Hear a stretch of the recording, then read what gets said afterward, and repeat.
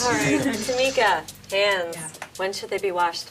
According to the CDC, hand washing is required, using soap and water, of course, before eating, after using the restroom, and if hands become soiled with blood or bodily fluid or visibly dirty. Good.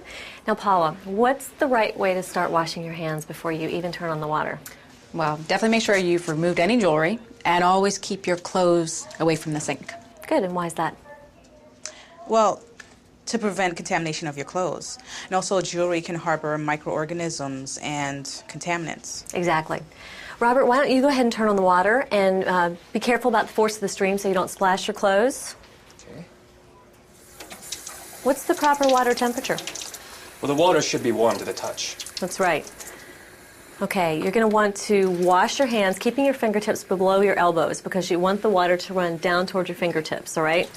Now, we have a soap dispenser here, but you may find yourself in a situation where there's a bar of soap. So, what's the difference? Well, with a bar of soap, you want to wash the soap before using it, and then wash it before returning it to the soap stand. Good. It's important to get good friction going to loosen the dirt that can get into the skin crevices. Make sure you wash up to an inch above any visible dirt or an inch above the wrists. Take care to wash your palms, back of the hands, fingers, and the areas between the wrists, knuckles, and forearms. Like this? I should use a firm circular motion, right? Yes. Now use your fingernails of the opposite hand to clean under the other fingernails. How long should you wash your hands? At least 15 seconds. Yes, at least 15 seconds.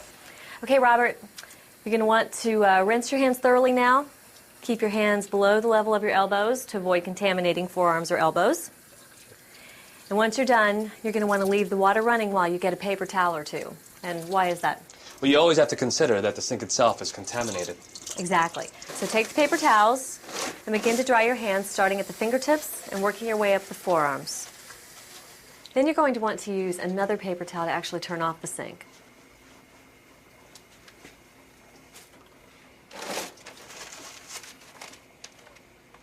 Miss Swenson, is it all right if I use moisturizer? In the winter, my hands get really chapped. Moisturizing lotions are fine as long as they're oil-free. Well, if a sink isn't available, could you use one of those alcohol-based antiseptic solutions? If your hands are not visibly soiled or contaminated with body fluid, then you do have the option of using an antiseptic hand rub.